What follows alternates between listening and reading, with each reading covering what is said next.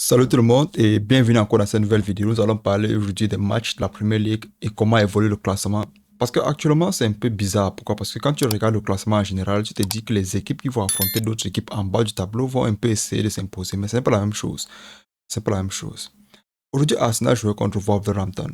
Déjà, Arsenal ne doit pas blaguer. Pourquoi? Parce qu'ils doivent retenir la leçon de l'année dernière où ils ont blagué un peu lors de cette partie de la saison, c'est-à-dire, disons, entre la 15e jusqu'à la 21e saison, ils ont laissé trop de matchs laxistes, peut-être parce qu'ils étaient aussi en train de gérer la Champions League. Pourquoi pas? Mais cette fois-ci, je vois un Arsenal un peu plus mature, un Arsenal qui arrive plus tôt dans les matchs que d'habitude. Aujourd'hui, je joue contre Wolverhampton. Heureusement, 2-0 arrive vite. Et ça arrive très vite. Pourquoi? Parce que Wolverhampton s'est dit qu'ils vont jouer contre une équipe qui va essayer de contrôler les passes, apaiser le jeu et essayer de trouver les joueurs dans les intervalles. Ils peuvent faire ça pendant longtemps parce qu'ils ont confiance en leur défense.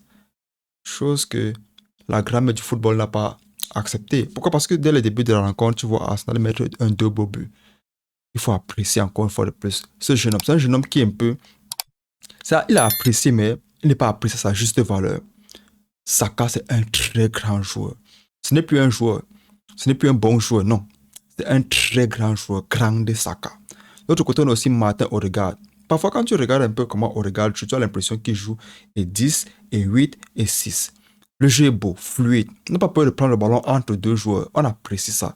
Et ce qui fait en sorte qu'aujourd'hui, Arsenal soit l'une des équipes difficiles à affronter, c'est parce que c'est une équipe qui a une diversité de styles de jeu dans le même match. Pourquoi? Parce que quand tu regardes en premier mi-temps, ils essaient plutôt de trouver les espaces Martinelli et l'autre. Et aujourd'hui, on met Martinelli et Trossard dans le même match. Ça donne. Pourquoi? Parce que quand Martinelli revient pour prendre le ballon au milieu de terrain, Trossard repasse sur le côté.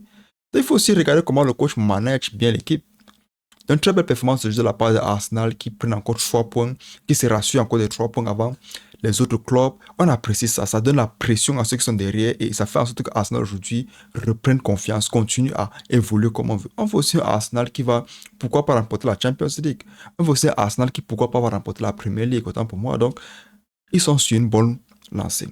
Il faut apprécier Arteta. Aujourd'hui, il met Trossard et Martinelli, comme je vous ai dit. C'est une formation que moi, je ne m'attendais pas trop. Pourquoi? Parce que c'est deux joueurs qui ont un même style de jeu. Mais ce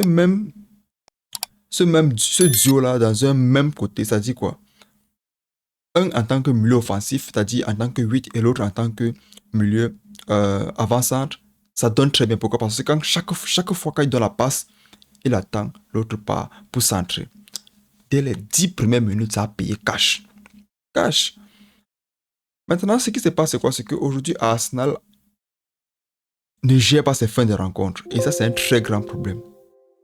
Arsenal ne gère pas ses fins de rencontre. Pourquoi? Parce que quand tu mets 2 buts à la première mi-temps, 2-0, les buts sont entrés très rapidement. On se dit qu'ils peuvent aller jusqu'à 4-0.